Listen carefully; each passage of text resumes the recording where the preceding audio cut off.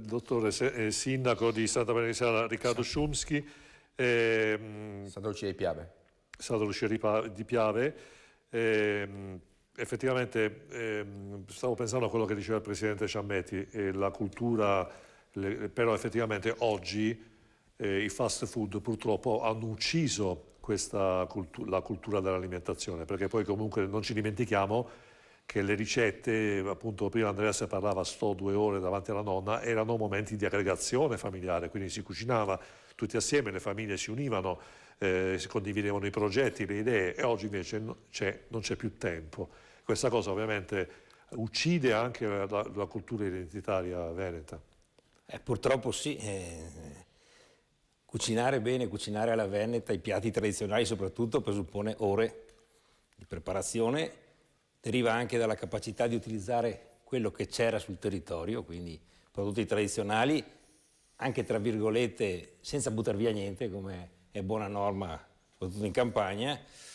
Oggigiorno prevale la velocità, cioè, insomma, la gente oggi fa pranzo del disnago, come diciamo, con tramezzino, in velocità, per carità, senza disprezzare non sono razzista sul piano alimentare, ci sono quelli che fanno bene da medico e quelli che fanno meno bene, è difficile, però quello che è preoccupante è che se questo tipo di alimentazione prevale soprattutto nei giovani, questi poi non apprezzano più i piatti tradizionali, e anche un ristoratore che vuole riproporlo trova limitata la possibilità di produrlo in maniera costante. È vero che c'è una riscoperta, io vedo che ci sono, insomma, io faccio parte di quel terreno, parlando di turismo, che chiamo Veneto di mezzo. Non siamo mare, non siamo lago, non siamo collina, non siamo montagna, siamo pianura. Abbiamo tantissima storia, abbiamo tantissimi prodotti. Io sono contento nella mia realtà che ho dei giovani che stanno investendo sulle aziende familiari per fare produzioni proprie. Va bene, il vino, insomma, io ho dei ragazzi giovani che hanno riscoperto un salume con una formula del Medioevo, prendendo dalla tradizione, e lo brevetteranno, hanno brevettato, e il prossimo anno sarà pronto, si chiama la Silba del Piave. Mi faccio gli amici basei, ragazzi giovani, gente di neanche 30 anni.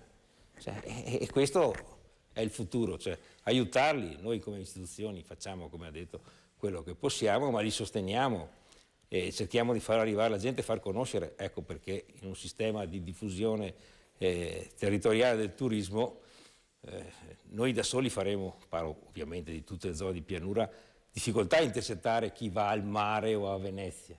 Ci vorrebbe una politica ben diversa che riesca in qualche modo a far capire che il Veneto è tanta roba veramente, in tutti i sensi, dal punto di vista paesaggistico, storico, enogastronomico non ne parliamo, siamo quelli che hanno più prodotti tipici in tutta Italia come regione, ma vuol dire che ogni valle, in qualche modo ogni realtà ha saputo sviluppare una sua caratteristica che è identità, perché viene da lontano, non è che tutto accade, è identità, cioè quello che siamo. Io lo dico spesso quando vado a confronto in giro per l'Italia, cioè, abbiamo una storia, il guaio è che a scuola non ce l'hanno insegnata. Però. Roberto Gimo, lei che è anche